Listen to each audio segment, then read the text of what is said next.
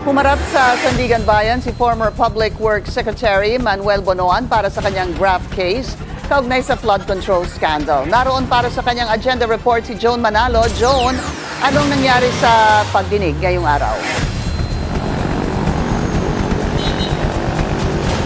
Pinky, hindi na muna naglabas ng desisyon ng Sandigan Bayan 2nd Division sa motion ng prosekusyon na tanggalin bilang akusado si dating DPWH Secretary Manuel Bonoan sa kanyang kasong graft. Sa order na binasa ni Sandigan Bayan 2nd Division Chairperson at Presiding Justice Geraldine Econg, isinumitin na for resolution ang naturang motion. Pasado alas 4 ng hapon nang magsimula ang sanay 1:30 na pagdinig ng Sandigan Bayan 2nd Division na personal na dinaluhan ni Bonoan na naka-wheelchair kasama ang mga tauhan ng PNP-CIDG. Nagtagal ang pagdinig dahil sa naging oral arguments o pagtatalo ng prosekusyon at depensa dahil sa mosyon na tanggalin bilang akusado si Bonoan sa kasong graft.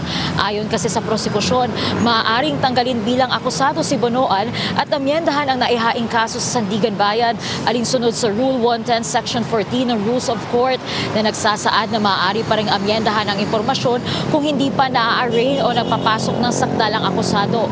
Pero iginigiit ng Defense Counsel ni Estrada na malalagay sa kompromiso ang kanilang kampo kapag inalis bilang akusado si Bonoan. Makaaapekto rin anya ang naturang amendments sa impormasyon sa magiging recital of facts at sa magiging estratehiya ng depensa sa kaso dahil binabago raw ng prosekusyon ang teorya nito na kasabwat din si Bonoan sa alegasyon ng korupsyon sa likod ng flood control scandal at tanging si Estrada na lang ang madidiin sa kasong graft. Naghain din ng formal na oposisyon ng kampo ni Estrada para tutulan ng motion to discharge kay Bonoan. Dahil wala pa nga desisyon ng korte kaugnay sa naturang motion, napagdesisyonan din nito na ipagpaliban na muna ang pre-trial ni Estrada ngayong August 4 at maaari rin nila itong i-reset to August 11 kung kinakailangan. Nahaharap sa kasong graft si Bonoan sa 2nd Division dahil sa umano'y kaugnayan nito sa milyon-milyong kickback mula sa flood control projects noong siya ang umuupong kalihim ng DPWH taong 2025. Ayon kasi sa Office of the Ombudsman, malaki ang maitutulong na magiging testimonya ni Bonoan para maitulak ang nilulutong kaso laban kay dating House Speaker Martin Romualdez, dahilan para bawiin ang mga kaso laban sa kanya.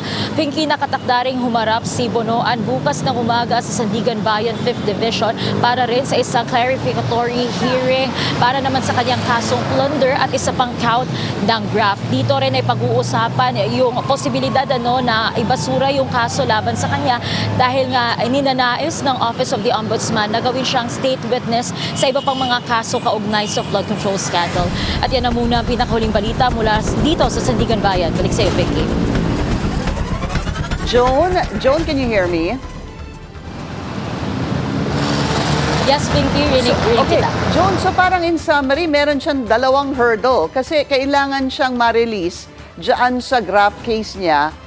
Kung payagan man siya ng mga judges dyan ng Sandigan Bayan, ay kailangan pa yung isa pa doon sa plunder para din ma-release siya na akusado at maging state witness. Tama ba, Joan?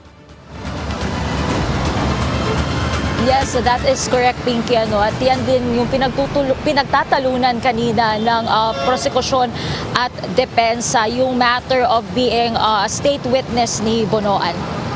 Okay, maraming salamat sa iyo, Joan Manalo, nag-uulat ng live mula po sa Sandigan Bayan.